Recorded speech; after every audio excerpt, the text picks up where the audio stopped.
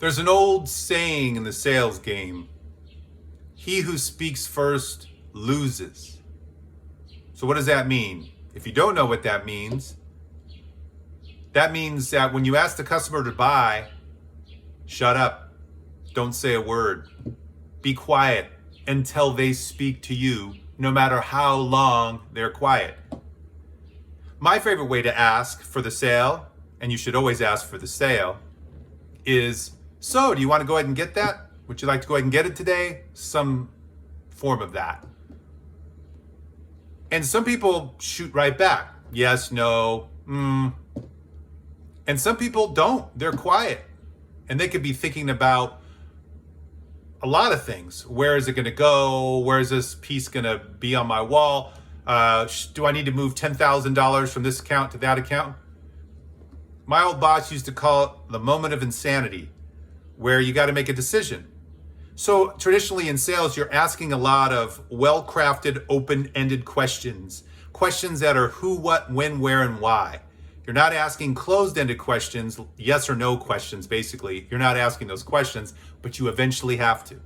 So here you've presented, you've built rapport, you've overcome maybe objections, maybe you haven't yet, and the person seems genuinely interested and they're considering buying it, so you ask the question, so would you like to go ahead and get it?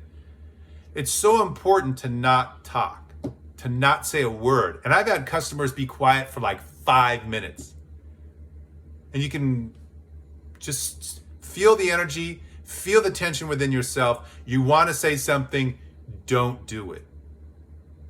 Because the minute you do that, you blow the sale. Or you'll have to start all over again. Now, why? The reason you don't say anything is because the tension is on the customer. It's their turn. They got to make a decision. You've done all you can. So what happens if you speak? You take all that tension off of them. So they can't make the decision.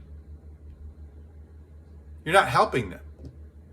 You're feeling comfortable. You feel good, but then you just lost a sale. And they just lost a beautiful piece of art or whatever they're buying, because now they're going to go back into fear. You were supporting them in the quiet and in the tension.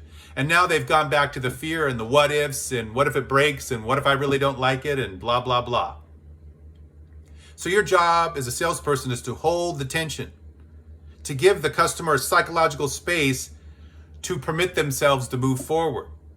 Now, you shouldn't and you can't make people do anything. If you do, they'll just bring it back and get a refund if they feel intimidated by you. So this isn't about pushing your energy. This is their own tension that they're feeling in their own body. All you did was ask a question. So have the guts to ask the question and have the guts to shut up why the customer is making their decision. Give them the respect. Hold the space for them. That's your job. That's the service you're giving as a salesperson. Now, this takes practice. It takes emotional strength. You have to learn to be in tension. So go out and put yourself in tense situations that maybe make you feel socially uncomfortable. Being in sales, when you're new, you'll feel very uncomfortable. I felt uncomfortable for probably the first 6 months to a year, pretty much with every transaction and interaction.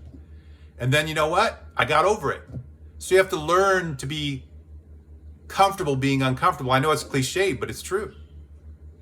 So if you really want to help your customer sell a lot, grow as a person, learn to live in the silence. When I walk around today, all I hear is noise. Every store I go in has loud music. Sometimes I can't even hear what the salesperson's telling me when they're presenting to me.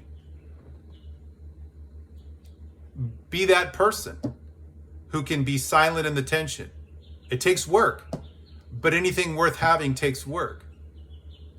Speaking of work, if you want to work with me, my email will be down in the description below.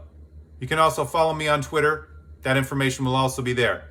If you have any questions or you just want to make a comment, like, and subscribe. Have a great day. My name is Clint Francis. Take care.